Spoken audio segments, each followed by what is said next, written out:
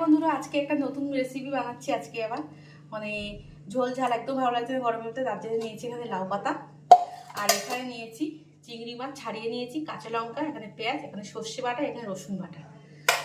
একটা পরিমাণ মতো সব কিছু দিয়ে দেবো। আগে এখানে নুন দিয়ে দিলাম। ভালো করে রেসিপিটা দেখো আর সবাই বাড়ির বউদেরকে বলো বানাতে।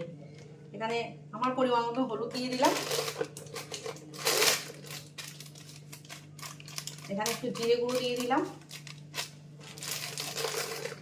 আর একটু তেল, একদম সর্ষের তেল সুন্দরভাবে দিয়ে দিলাম।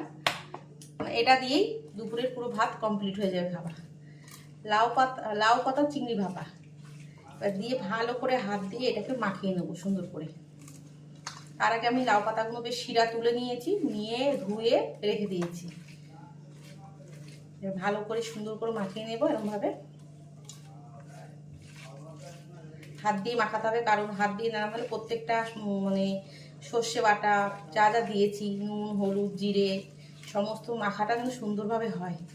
আর এত গরম, ঘেমে টকটক করে আমার ঘাম মানে মিশতে মিশতে শেষ। মাখা হয়ে গেছে, একটা পাতা নিয়ে নিলাম, তারপরে একটা থালা নিলাম। এখানে এই যে একটা পাতা নিলাম, একটা পাতার উপর আবার একটা পাতা দিলাম, আবার একটা পাতা দিলাম, আর একটা পাতা দিলাম, চারটে পাতা নিলাম। তার পরিমাণটা অনেকটা হলো। এবার এখানে এতটা চিংড়ি দিয়ে দিলাম। চিংড়িটা দেওয়া হয়ে গেল, এখানে দিয়ে আস্তে আস্তে ফোল্ড করে এই পাতাগুলোকে এরকম করে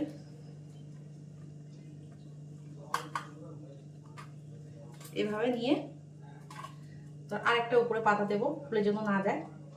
এই যে তারপরে সুতো নেব, এরকম সুতোটা এই সুতো দিয়ে চারিদিকটা এরকম ভাবে যেন না বেরিয়ে যায়। আমি এইভাবে বেঁধে পরপর প্রত্যেকটা কয়েকটা হয় দেখি, প্রত্যেকটা বানিয়ে নেবো এরকম ভাবে। আমাদের একটা সুন্দর করে বানিয়ে দেখায়।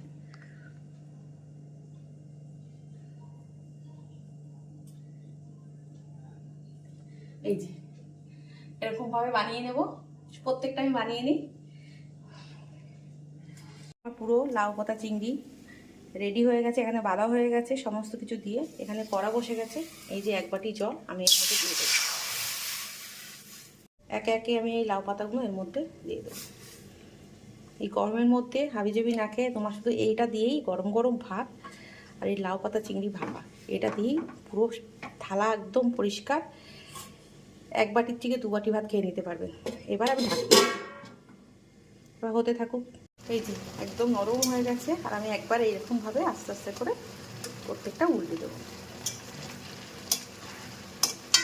আর এই জলটা শুকনো হলেই একদম রেডি চিংড়ি মাছ লাউ পাতা সুন্দরী ভাপা।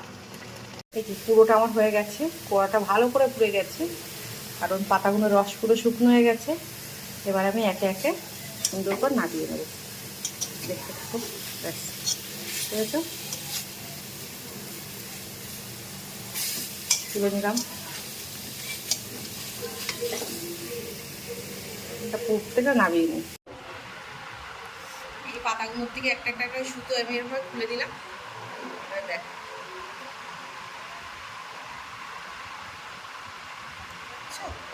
এর মধ্যে এবার দিয়ে দেবো একটু কাঁচা তেল। এই যে এটা কুচো পেঁয়াজ, আবার কাঁচা তেল দিয়ে এটা আমি ভালো করে হাত দিয়ে মেখে নেব। এটা দিয়ে গরম ভাত আর কিছুই লাগবে না, এটা দিয়েই চলে যাবে। এই যে পুরো রেডি একদম চিংড়ি ভাপা লাউ পাতা।